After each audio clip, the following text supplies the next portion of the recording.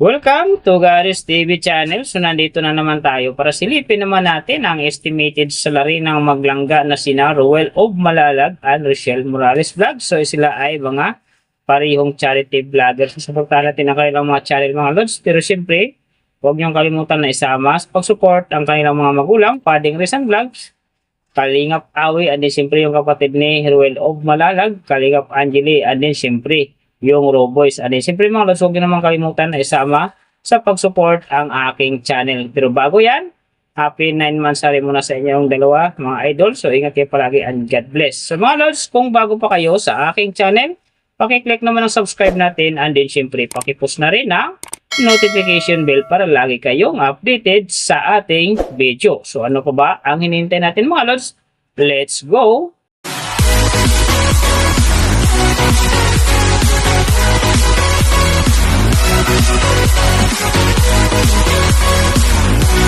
So mga lods, unahin natin yung kay Roel of Malalag. So sa ngayon, si Roel of Malalag ay mayroon ng upload videos na 2,699. And then, mayroon na rin siyang subscriber na 430,000.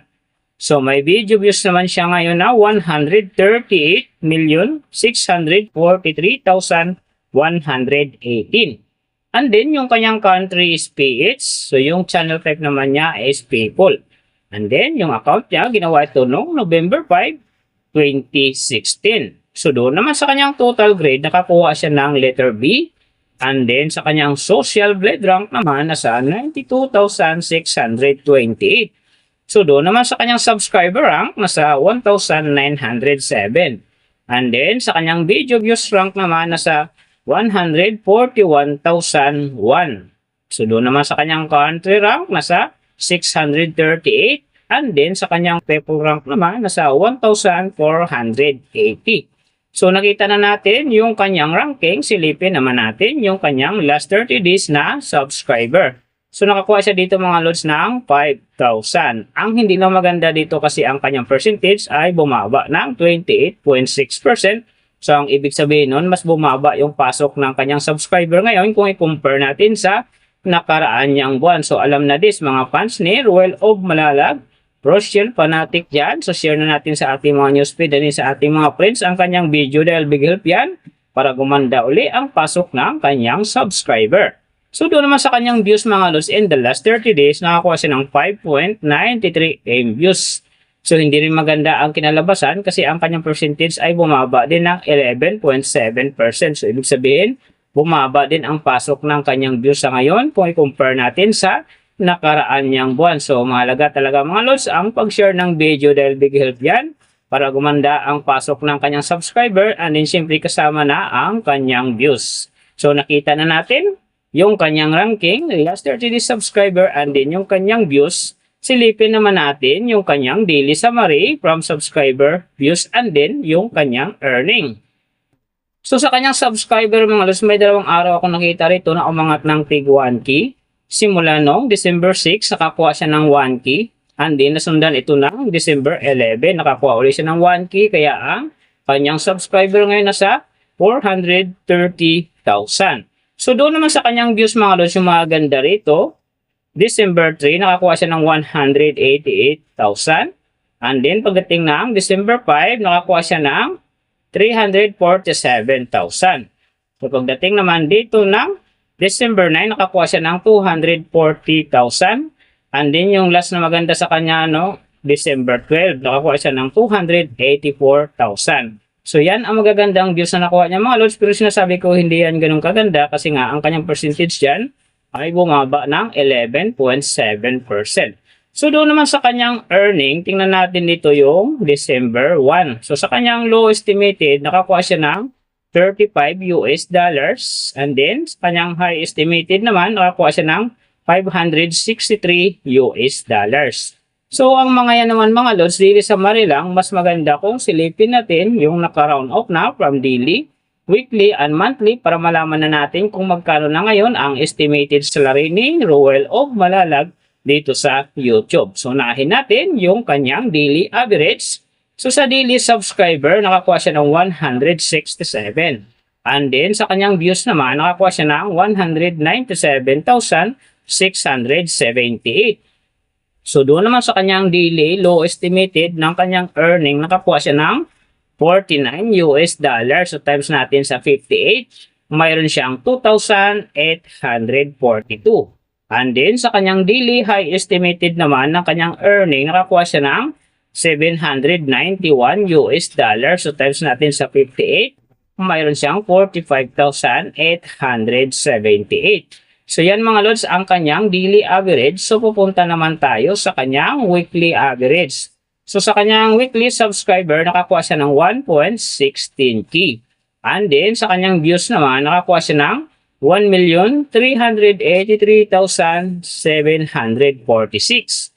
So doon naman sa kanyang weekly low estimated ng kanyang earning, nakakuha siya ng 346 US dollars. So times natin sa 58, mayroon siyang 20,068. And then, sa kanyang weekly high estimated naman ng kanyang earning, nakakuha siya ng 5,500 US dollars. So times natin sa 58, mayroon siyang 319,000. So yan naman mga lods, ang kanyang weekly average. So pupunta naman tayo sa kanyang monthly average. So sa monthly subscriber, nakakuha siya ng 5,000. And then, sa kanyang views naman, nakakuha siya ng 5,930,326. So, doon naman sa kanyang monthly low estimated ng kanyang earning, nakakuha siya ng 1,500 US dollars. So, times natin sa 58, mayroon siyang 87,000. And then, sa kanyang monthly high estimated naman ng kanyang earning, nakakuha siya ng 23,700 US dollars. So, times natin sa 58, mayroon siyang 1,374,600. So, yan naman mga lods, ang kanyang monthly average. So, pupunta naman tayo mga lods kay Rochelle Morales Vlogs. So, si Rochelle sa ngayon mga lods ay mayroon ng upload videos na 803. And then, mayroon na rin siyang subscriber na 246,000. So, may video views naman siya ngayon na 40,990,562. So, doon naman sa kanyang country, nasa PH. And then, yung channel type naman niya is people. And then, yung account niya, ginawa ito no December 30, 2022. So, doon naman sa kanyang total grade, nakakuha siya ng letter B. And then, sa kanyang social blade rank naman, nasa 150,346. So, doon naman sa kanyang subscriber rank, nasa 2,117. And then, sa kanyang video views rank naman, nasa 395,185. So, doon naman sa kanyang country rank, nasa 822. And then, sa kanyang people rank, naka-blank siya. So, nakita na natin yung kanyang ranking. Silipin naman natin yung kanyang last 30 days na subscriber. So, nakakuha siya dito mga lods ng 2,000. Ang kinaganda dito kasi umangat ito ng 0.0% ng ibig sabihin nun. Kung i-compare natin siya sa nakaraan niyang buwan, halos parehas lang ang pasok ng kanyang subscriber. So, hindi ito umangat ng malaki, hindi naman ito bumaba. So, doon naman sa kanyang views mga lods in the last 30 days, nakakuha siya ng 3.169 AM views. So, ito ang maganda kasi ang kanyang percentage ay umangat ng 8.3%. So, ibig sabihin nun, mas maganda ang pasok ng kanyang views sa ngayon kung i-compare natin sa nakaraan niyang buwan.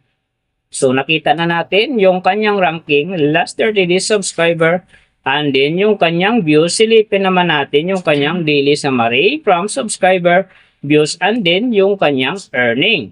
So sa kanyang subscriber mga lods, may isang araw lang ako nakita rito na umangat ng 1K. Noong December 13, nakakuha siya ng 1K. Kaya ang kanyang subscriber ngayon nasa 246,000. So doon naman sa kanyang views mga lods, yung mga ganda dito. December 1, nakakuha siya ng 123,000. And then pagdating ng December 3, nakakuha siya ng 223,000. So, pagdating naman dito ng December 10, nakakuha siya ng 122,000. So, yan ang magagandang views na nakuha niya mga lods. Pero sinasabi ko maganda ang kinalabasan na yan kasi nga ang kanyang percentage dyan ay umangat ng 8.3%. So, doon naman sa kanyang earning, tingnan natin dito yung December 1. So, sa kanyang low estimated, nakakuha siya ng 31 US dollars. And then, sa kanyang high estimated naman, nakakuha siya ng 495 US dollars. So, ang mga yan naman mga lods, daily summary lang, mas maganda kung silipin natin yung naka-round off na from daily, weekly, and monthly para malaman na natin kung magkano na ngayon ang estimated salary ni Rachel Morales Vlogs dito sa YouTube. So, unahin natin yung kanyang daily average. So, sa daily subscriber, nakakuha siya ng 67. And then, sa kanyang views naman, nakakuha siya ng 105,643. So, doon naman sa kanyang daily, low estimated ng kanyang earning, nakakuha siya ng 26 US dollars. So, times natin sa 58, mayroon siyang 1,508. And then, sa kanyang daily high estimated naman ng kanyang earning, nakakuha siya ng 423 US dollars. So, times natin sa 58, mayroon siyang 24,534.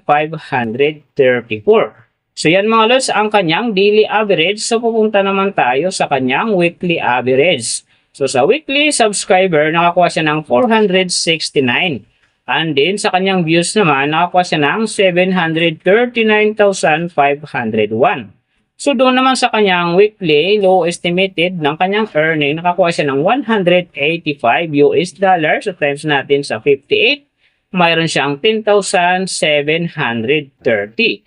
And then, sa kanyang weekly high estimated naman ng kanyang earning, nakakuha siya ng 3,000 US dollars. So, times natin sa 58, mayroon siyang 174,000. So, yan naman mga lods, ang kanyang weekly average. So, pupunta naman tayo sa kanyang monthly average. So, sa monthly subscriber, nakakuha siya ng 2,000.